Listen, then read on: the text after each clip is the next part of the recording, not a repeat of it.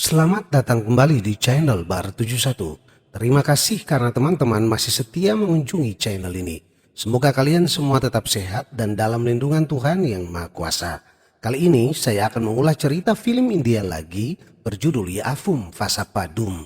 Yaafum Vasapadum adalah sebuah film India action romantis yang dirilis tahun 2014. Disutradarai oleh Putri Yavan Rasia dan dibintangi Vijit Kumar dan Dilpika.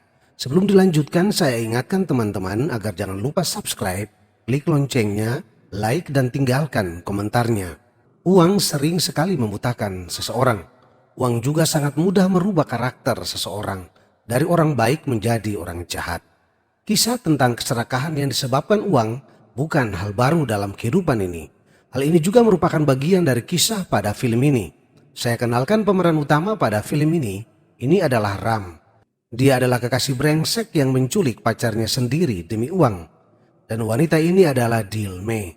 Dia adalah korban penculikan yang direncanakan pacarnya demi uang tebusan. Karena uang, pria ini tega menculik dan mengerjai pacarnya sendiri demi mendapatkan uang tebusan dari ayah pacarnya. Kasihan betul wanita ini. Dia tidak pernah menyangka orang yang dia cintai berlaku demikian. Bagaimana kisah lengkapnya? Mari kita mengulasnya.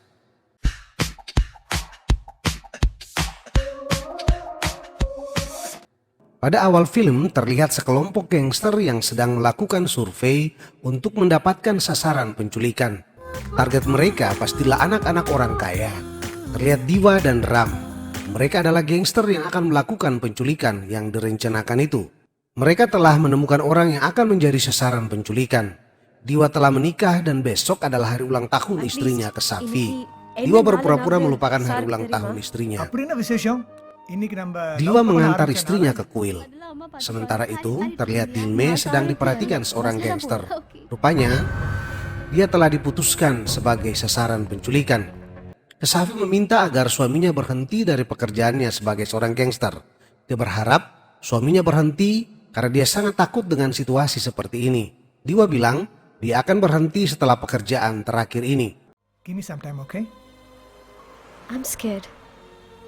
Poidla, ingiachu. Ayah Dilme bernama Ragu datang menemui seorang wanita. Rupanya dia wanita simpanan dari Ragu. Sementara itu, terlihat Diva dan Ram mencuri sebuah mobil.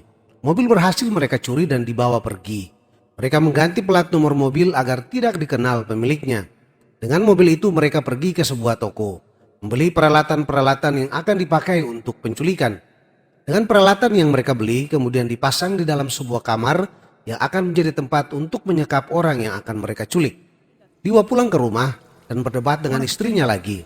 நான் என்ன பண்றேன் யார் கூட வேலை பார்க்கறேன் கேசிவி it's not my choice இந்த வாட்டி நம்ம பண்ற விஷயம் Akhirnya Kesafi mengusir Diva keluar. Kesafi mengancam kalau Diva tidak pergi, dia akan lapor polisi. Akhirnya Diva keluar. Terlihat para gangster sedang bersama-sama. Mereka melakukan pertemuan untuk kesiapan akhir operasi mereka. Diva dan Ram sedang menunggu sasaran mereka. Seorang wanita terlihat berjalan ke arah mereka. Dia adalah Dilme.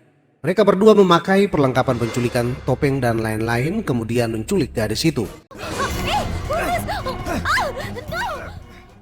Mereka membawanya ke rumah yang telah mereka persiapkan. Dilme diikat dan disumbal mulutnya. Kedua pria itu tetap memakai topeng agar mereka tidak dikenali. Dilme meronta-ronta berusaha melepaskan diri, tapi dia tidak berdaya. Kakinya diikat dan kedua tangannya diborgol. Mereka kemudian mengambil foto sandera mereka untuk dikirim ke orang tua Dilme. Diva pergi ke warnet dan mengirim foto-foto itu ke ayah Dilme. Terlihat ayah Dilme Ragu sedang gembira. Dia bertemu dengan teman-temannya. Rupanya dia senang karena baru selesai bersama selingkuhannya. Diva menelpon Ragu dan menyuruhnya untuk memeriksa emailnya. Setelah selesai menelpon, dia membuang HP-nya ke air. Dia sengaja melakukan agar tidak bisa dilacak polisi. Seorang intel polisi datang ke lokasi Diva menelpon, tapi tidak menemukan apa-apa di sana. Dengan HP yang lain, Diva menelpon ayah Dilme. Ayah Dilme marah-marah karena dari foto yang dikirim, ternyata temannya Diva Ram telah menggagahi anaknya Dilme. Diva tidak menanggapi. Dia menyuruh Ragu ke suatu tempat yang telah mereka siapkan. Dia meminta agar uang tebusan diletakkan pada lubang yang telah mereka gali di situ. Dia mengancam akan membunuh Dilme jika Ragu melaporkan ke polisi. Setelah menelpon sekali lagi, HP itu dibuang. Ragu menelpon wanita selingkuhannya dan meminta pendapat wanita itu. Wanita itu menyarankan agar Ragu tidak lapor polisi, tapi memberikan uang jaminan. Wanita itu kemudian menelpon seseorang. Rupanya, dia juga adalah bagian dari jaringan penculikan itu. Kedua penculik meminta Dilme untuk minum air agar dia tidak dehidrasi. Terlihat seorang penculik memegang pistol, tapi dia gemetaran. Apakah dia baru pertama kali melakukan penculikan atau ada hal lain yang mengganggu pikirannya? Nonton terus video ini. Setelah penutup mulut Dilme dibuka, dia memohon agar dia dilepas. Tetapi mana ada penculik yang akan melepaskan begitu saja? Dilme berbohong bahwa dia memiliki anak berusia 2 tahun. Tapi penculik itu marah karena semua latar belakang dari Dilme mereka sudah tahu. Dia belum menikah. Penculik itu dengan marah menutup mulut Dilme. Dilme menggigitnya dan akhirnya Dilme ditampar. Selesai minum, mulutnya kembali disumbal dan wajahnya ditutupi. Saat makan, Ram tidak memiliki selera makan. Dia sangat terganggu dengan kondisi Dilme. Diwa marah-marah dan memaksa Ram untuk makan. Terlihat Ragu sedang bersama teman-temannya. Mereka terlihat prihatin dengan kondisi Ragu. Ragu bilang polisi sedang melacak, tapi mereka kesulitan karena dia menggunakan banyak HP. Diwa menelpon Ragu dan marah-marah karena dia tahu polisi sedang mencari mereka. Dia mengancam Ragu dan meminta meletakkan uang pada tempat yang telah mereka tunjuk. Diwa meminta agar dalam waktu 2 jam uang sudah harus diletakkan di sana. Kalau tidak, anaknya akan ditemukan mati telanjang di jalan. Dia mengancam ayah Dilme. Ayah Dilme sangat khawatir. Dia meminta bukti video anaknya untuk meyakinkan dia bahwa anaknya masih hidup. Setelah menelpon, Diwa membuang HP-nya ke air lagi. Kedua penculik itu kemudian membuat video dan mengirimnya untuk ayah Dilme.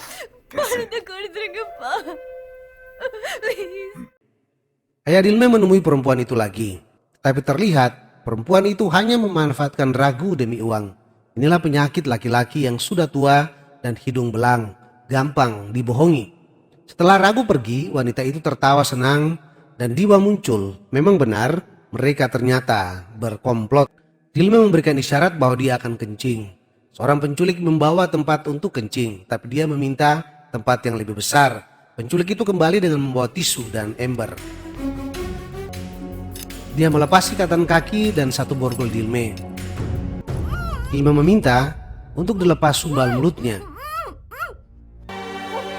Dilme meminta lagi agar penculik itu membalikan badan agar dia bisa kencing. Saat penculik membalikan badannya,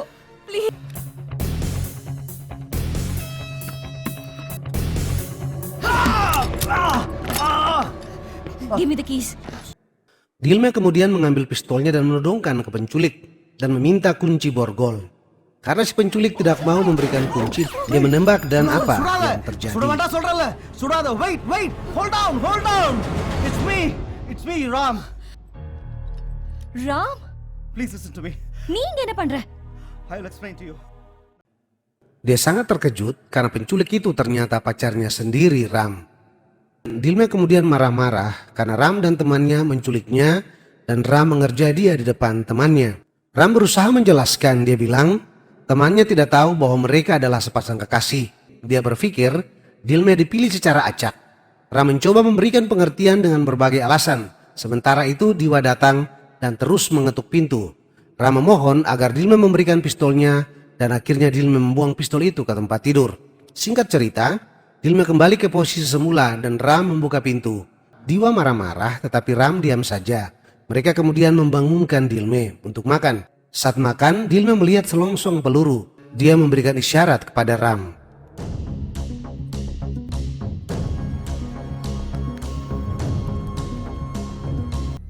Ram akhirnya bisa mengambil selongsong peluru itu tanpa diketahui oleh Diwa.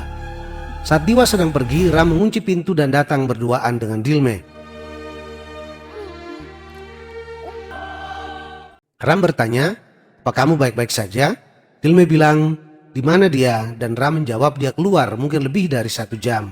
Yang mereka maksud adalah Diwa. Dilme meminta Ram untuk melepaskannya. Ram kemudian melepaskan Dilme tetapi masih meninggalkan 1 borgol karena dia khawatir Dilme melarikan diri. Dilme marah dan memaksa Ram untuk membuka borgol yang satunya lagi. Ram terpaksa membuka borgolnya. Mereka kemudian berduaan. Dilme kemudian mulai merayu Ram. Ram terbawa dengan apa yang dilakukan Dilme. Ram terkecoh, dia berpikir Dilme benar-benar menginginkan agar mereka bermesraan. Padahal itu hanyalah taktik Dilme untuk menjebak Ram.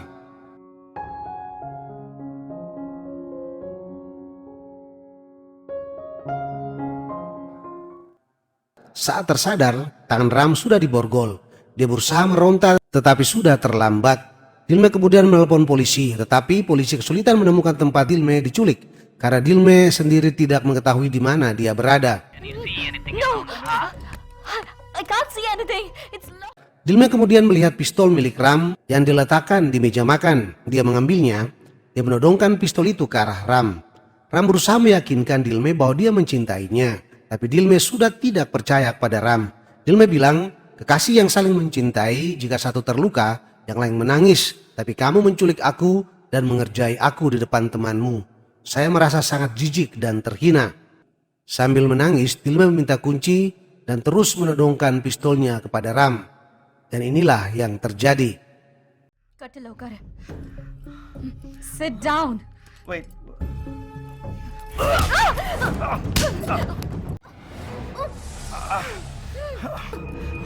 Akibat dari perbuatan Ram, Dilme pingsan. Ram mengira Dilme sudah mati.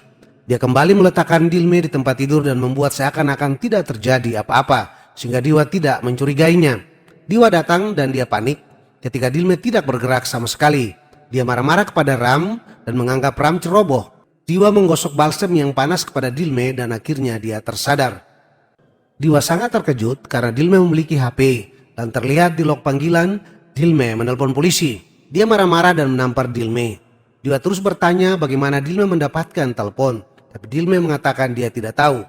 Diwa mengambil tang untuk menjepit kuku Dilme. Akhirnya dari mulutnya keluar nama Ram. Dia berteriak meminta tolong agar Ram menolongnya. Diwa makin marah, bagaimana Dilme bisa tahu nama Ram. Dilme tetap bilang dia tidak tahu apa-apa. Saat Diwa marah-marah dan memukul dinding, dia melihat bekas tembakan di dinding. Dia makin khawatir dan bertanya, siapa yang menembak? Tapi lagi-lagi Dilme bilang saya tidak tahu. Diwa mengambil tang lagi. Dilme ketakutan dan akhirnya menceritakan apa yang terjadi. Dia mengatakan bahwa Ram berencana mengambil uangnya sendiri dan lari dengan bala. Dilme sengaja mengadu domba Ram dan Diwa. Diwa mulai ragu kepada Ram. Diwa berbicara dengan Ram, tapi dia tidak mengatakan apa-apa. Yang dibilang Dilme, dia telah memiliki rencana sendiri. Pistol Diwa ditodongkan ke kepala Ram. Dia bilang, tetap tenang, karena sebentar lagi mereka akan menjadi jutawan. Mereka berdua kemudian membius Dilme, membungkus tubuhnya dan dibawa pergi. Dilme yang belum sadar dibawa ke sebuah bengkel dan diborgol di sana. Karena curiga, Diwa meminta semua kunci borgol dari Ram. Diwa kemudian membunuh seorang temannya yang dicurigai berkhianat. Dia mengajak Ram ke hutan, ke tempat uang disembunyikan. Dia berencana membunuh Ram juga di sana. Uang memang telah membuat orang menjadi serakah dan jahat. Diwa kemudian menodongkan pistol dan akan menembak Ram.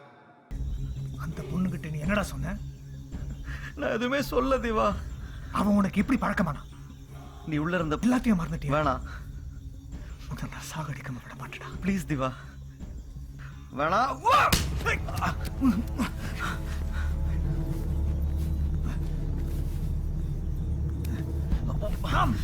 Ram tertembak tetapi dia berhasil lolos. Diwa mengambil uang dan kembali ke tempat Dilme disekap. Sebelum pergi, dia menelpon istrinya agar bersiap-siap dan mereka akan kabur.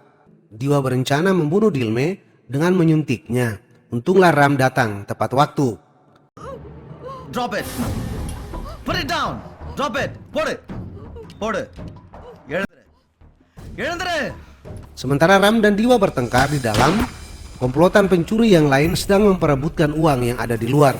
Mereka saling menembak dan uang dibawa pergi. Sementara itu, Ram menodongkan pistol dan meminta kunci borgol. Ram membuka ikatan mulut Dilme. Dilme berteriak meminta Ram untuk membunuh Diwa. Ram terus meminta agar Diwa memberikan kunci borgolnya. Akhirnya Diwa memberikan kunci borgol. Terjadi perkelahian antara Diwa dan Ram.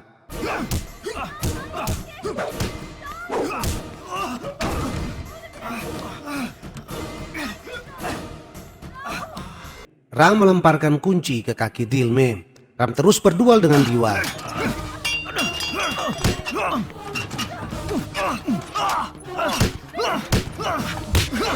Karena darahnya terus keluar, dia makin lemas. Hal ini dimanfaatkan Diwa untuk mengalahkan Ram.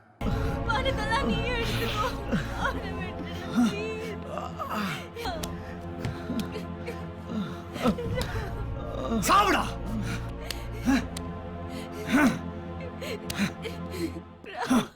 Singkat cerita, Diwa akhirnya menghampiri Dilme.